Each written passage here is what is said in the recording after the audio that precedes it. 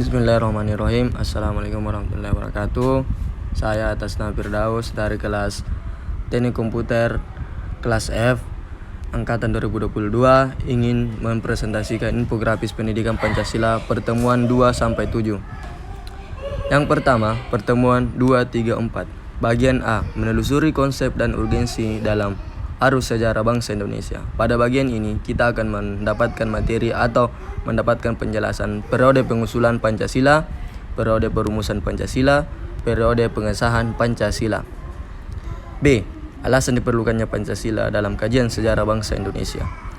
Pada bagian ini, kita akan mendapatkan materi atau pemahaman-pemahaman bahwasanya Pancasila sebagai identitas bangsa Indonesia, Pancasila sebagai kepribadian bangsa Indonesia, Pancasila sebagai pandangan hidup bangsa Indonesia, Pancasila sebagai jiwa bangsa, Pancasila sebagai perjanjian luhur.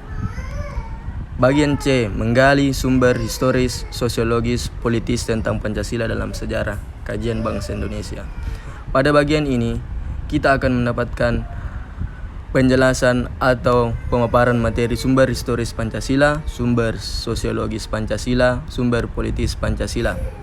D. Membangun argumen tentang dinamika dan tantangan Pancasila dalam kajian sejarah bangsa Indonesia.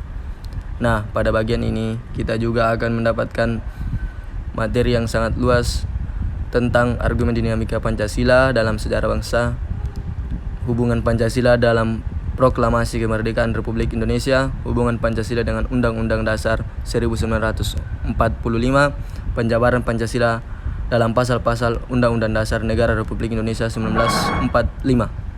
E. Mendeskripsikan esensi dan urgensi Pancasila dalam kajian sejarah bangsa Indonesia. Nah, pada bagian ini kita tahu bahwa esensi dan urgensi adalah satu hal yang berbeda. Esensi artinya inti, sedangkan urgensi adalah pemahaman. Esensi Pancasila, di sini kita akan mendapatkan penjelasan esensi Pancasila dalam kajian sejarah bangsa dan juga urgensi Pancasila dalam kajian sejarah bangsa. Kedua, pertemuan 5 dan 6. A. Menelusuri konsep negara, tujuan negara, dan urgensi dasar negara. Pada bagian ini kita akan mendapatkan pembelajaran atau pemaparan materi tentang menelusuri konsep negara, menelusuri konsep tujuan negara, menelusuri konsep dan urgensi dasar negara, di mana konsep tujuan negara adalah pertama, kemerdekaan sebagai tujuan negara, kedua, kekuasaan dan kebesaran atau keagungan sebagai tujuan negara, ketiga, kepastian hidup, keamanan dan ketertiban sebagai tujuan negara, keempat, keadilan sebagai tujuan negara, dan yang terakhir, kesejahteraan dan kebahagiaan hidup sebagai tujuan negara. B. Alasan diperlukannya kajian Pancasila sebagai dasar negara. Di sini kita akan mendapatkan pemaparan materi atau akan dijelaskan alasan-alasan pokok atau alasan-alasan dasar diperlukannya Pancasila sebagai dasar negara. C. Menggali sumber yuridis, historis, sosiologis, dan politis tentang Pancasila sebagai dasar negara.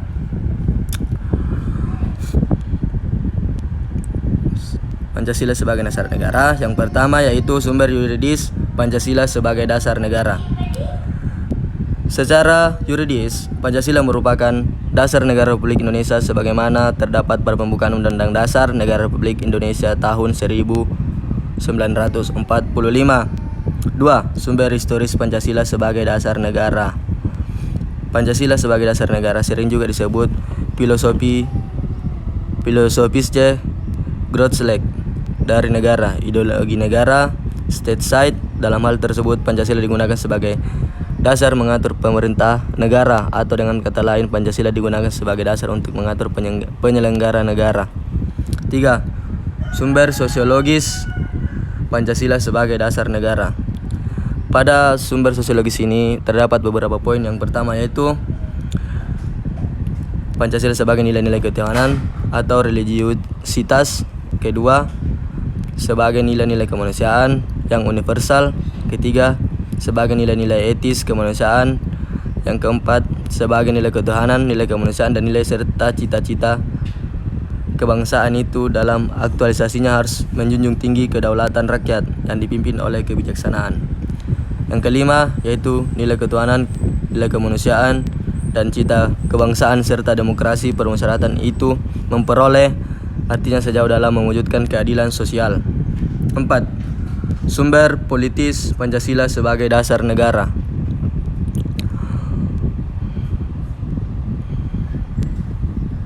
Sumber politis sebagai dasar negara merupakan politik berupa kebijakan yang memihak kepada rakyat dan diimplementasikan secara bertanggung jawab di bawah kontrol infrastruktur politik. Selanjutnya kita akan membahas tentang bagian D, membangun argumen tentang dinamika dan tantangan Pancasila sebagai dasar negara. Yang pertama yaitu argumen tentang dinamika Pancasila. Pancasila sebagai dasar negara dan berkembang melalui suatu proses yang cukup panjang. Pada mulanya adat istiadat dan agama menjadi kekuatan yang membentuk adanya pandangan hidup. Pada saat berdirinya negara Republik Indonesia ditandai dengan dibacakannya teks proklamasi pada 17 Agustus 1945, bangsa Indonesia sebagai pengaturan kehidupan bermasyarakat, berbangsa dan bernegara berlandaskan Pancasila dan Undang-Undang Dasar 1945. Pada masa pemerintahan Presiden Soeharto ditegaskan bahwa Pancasila sebagai dasar negara akan dilaksanakan secara murni dan konsekuen.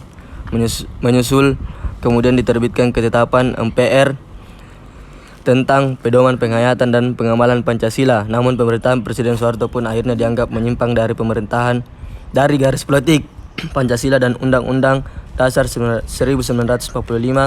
Beliau dianggap cenderung melakukan praktik liberalisme, kapitalisme, dan dalam mengelola negara.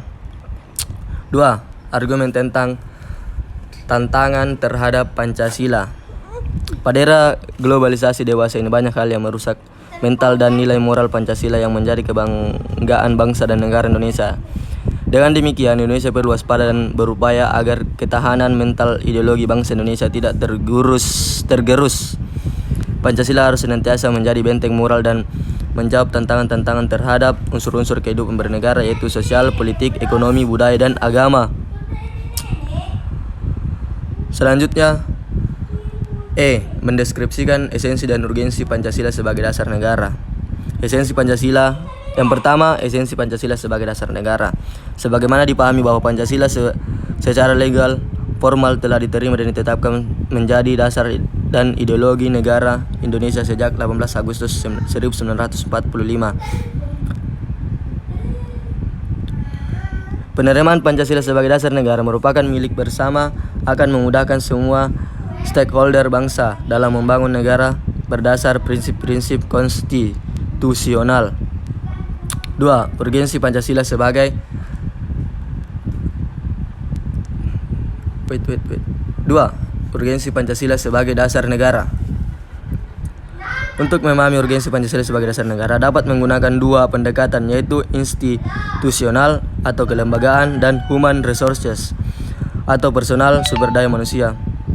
Pendekatan institusional yaitu membentuk dan menyelenggarakan negara yang bersumber pada nilai negara modern yang menjamin terwujudnya tujuan negara atau terpenuhinya kepentingan nasional. Sementara human resources terletak pada dua aspek, yaitu orang-orang yang memegang jabatan dalam pemerintahan atau aparatur negara yang melaksanakan nilai-nilai Pancasila secara murni dan konsekuen di dalam pemenuhan tugas dan tanggung jawab, sehingga formulasi kebijakan negara akan menghasilkan kebijakan yang mengejawantahkan kepentingan rakyat.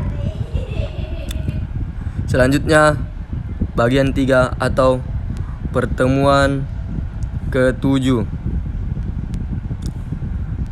Pada pertemuan ke-7, pertemuan 7 atau Pancasila sebagai, atau judul materinya Pancasila sebagai ideologi negara. Bagian pertama A, menelusuri konsep dan urgensi Pancasila sebagai ideologi negara. Konsep Pancasila sebagai ideologi negara dijelaskan dan kita akan mendapat materi konsep-konsep apa yang diperlukan atau konsep-konsep dasar ya yang membuat Pancasila sebagai ideologi negara. 2. Urgensi Pancasila sebagai ideologi negara. Pada bagian kedua ini sama halnya dengan Nomor 1, kita akan mendapatkan penjelasan atau hal-hal dasar yang menjadi urgensi Pancasila sebagai ideologi negara. B. Alasan diperlukannya Pancasila sebagai ideologi negara. Pada bagian ini, yang pertama yaitu warga negara perlu memahami dan melaksanakan Pancasila sebagai ideologi negara. Sebagai warga negara, kita perlu memahami kedudukan Pancasila sebagai ideologi negara karena ideologi Pancasila menghadapi tantangan dari berbagai ideologi dunia dalam kebudayaan global. Bagian 2, penyelenggara negara memahami dan melaksanakan Pancasila sebagai ideologi negara. Perlu diketahui bahwa selain warga negara, penyelenggara negara merupakan kunci penting bagi sistem pemerintahan yang bersih dan berwibawa, sehingga aparatur negara juga harus memahami dan melaksanakan Pancasila sebagai ideologi negara secara konsisten. Bagian C, menggali sumber historis, sosiologis, politis tentang Pancasila sebagai ideologi negara. Yang pertama, sumber historis Pancasila sebagai ideologi negara. Pada bagian ini ada beberapa poin, yaitu pertama, Pancasila sebagai ideologi negara dalam masa pemerintahan presiden. Bagian 2, Pancasila sebagai ideologi negara dalam masa pemerintahan Presiden Soeharto. Bagian 3, Pancasila sebagai ideologi negara dalam masa pemerintahan Presiden Habibie. Keempat, Pancasila sebagai ideologi dalam masa pemerintahan Presiden Abdul Rahman Wahid atau Gus Dur. Selanjutnya, Pancasila sebagai ideologi dalam masa pemerintahan Presiden Megawati. Selanjutnya, Pancasila sebagai ideologi dalam masa pemerintahan Presiden Susilo Bambang Yudhoyono atau SBY. 2. Sumber sosiologis Pancasila sebagai ideologi negara. Pada bagian ini akan dilihat Pancasila sebagai ideologi negara berakar dalam kehidupan masyarakat. Unsur-unsur sosiologis yang membentuk Pancasila sebagai ideologi negara meliputi beberapa hal. Pertama, sila ketuhanan yang Maha Esa. Kedua, sila kemanusiaan yang adil dan beradab. Ketiga, sila persatuan Indonesia. Keempat, sila kerakyatan yang dipimpin oleh hikmat kebijaksanaan dan permusyawaratan perwakilan. Kelima, sila keadilan sosial bagi seluruh rakyat Indonesia. Sumber ketiga, sumber politis Pancasila sebagai ideologi negara. Pada bagian ini, mahasiswa atau kita semua diajak untuk melihat Pancasila sebagai ideologi negara dalam kehidupan politik di Indonesia. Unsur-unsur politik membentuk Pancasila sebagai ideologi negara meliputi beberapa hal lebih tepatnya. Yang pertama, diwujudkan dalam bentuk semangat toleransi antar umat beragama. Kedua, adil dan beradab, diwujudkan penghargaan terhadap pelaksanaan hak asasi manusia atau HAM. Ketiga, diwujudkan dalam mendahulukan kepentingan bangsa dan negara daripada kepentingan kelompok atau golongan termasuk partai. Keempat, diwujudkan dalam mendahulukan pengambilan keputusan berdasarkan musyawarah daripada voting. Kelima, diwujudkan dalam bentuk tidak menyalahgunakan kekuasaan untuk memperkaya diri atau kelompok, karena penyalahgunaan kekuasaan itulah yang menjadi faktor pemicu terjadinya korupsi. Selanjutnya, D, membangun argumen tentang dinamika dan tantangan Pancasila sebagai ideologi negara. Yang pertama, argumen tentang dinamika Pancasila sebagai ideologi negara. Dinamika Pancasila sebagai ideologi negara dalam sejarah bangsa Indonesia memperlihatkan adanya pasang surut dalam pelaksanaan nilai-nilai Pancasila. Pancasila sebagai ideologi negara dalam masa pemerintahan Presiden kedua yaitu Soeharto diletakkan pada kedudukan yang kuat melalui MPR tentang permasyarakatan P-4. 2. Argumen tentang tantangan terhadap Pancasila sebagai ideologi negara. Pada bagian ini akan ditemukan berbagai tantangan terhadap Pancasila sebagai ideologi negara. Tantangan ini terbagi menjadi 2, faktor eksternal dan internal. Faktor eksternalnya adalah pertarungan ideologi antar negara-negara superpower antara